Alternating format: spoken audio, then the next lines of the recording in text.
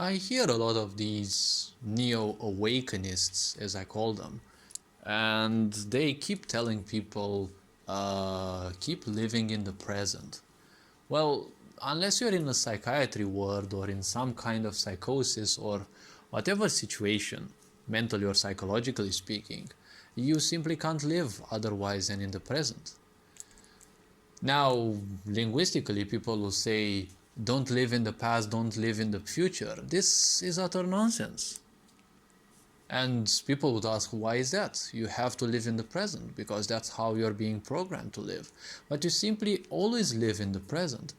Be it that you think of the past or be it that you think of the future, you're thinking about them in this current moment.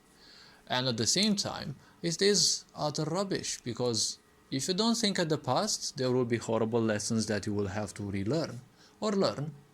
If you don't think about the future, again, there is suffering because, well, each of these two is a natural mechanism of the mind.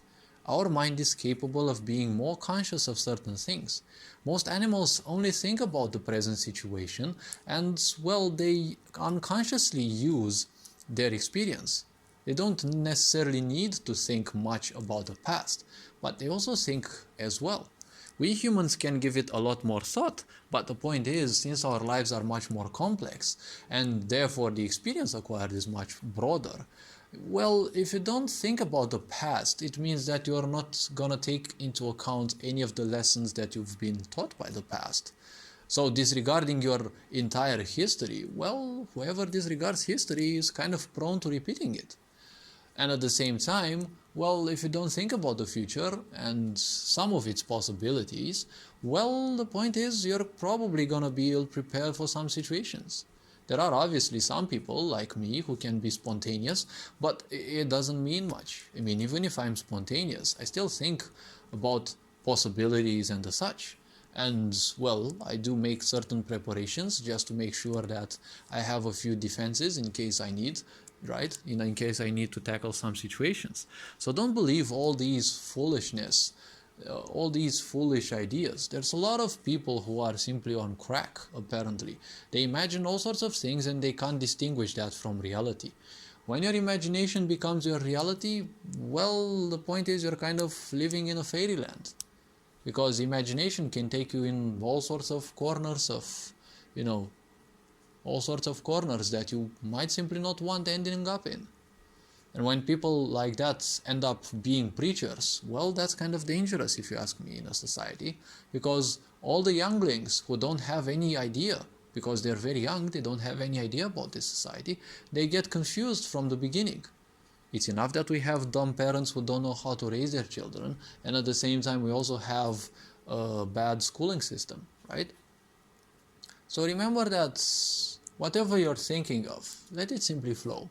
You don't need to attach much about it. But thinking about the past and thinking about the present, it's always done in the present, right? If you think about the present, the past, the future, or whatever, any action and thought that happens, it happens only in the present. Your heartbeat, right? Your heart doesn't beat in the past or doesn't beat in the future. It beats now in the present. It will beat whether it beats or not in the future. Well, that's not within your power.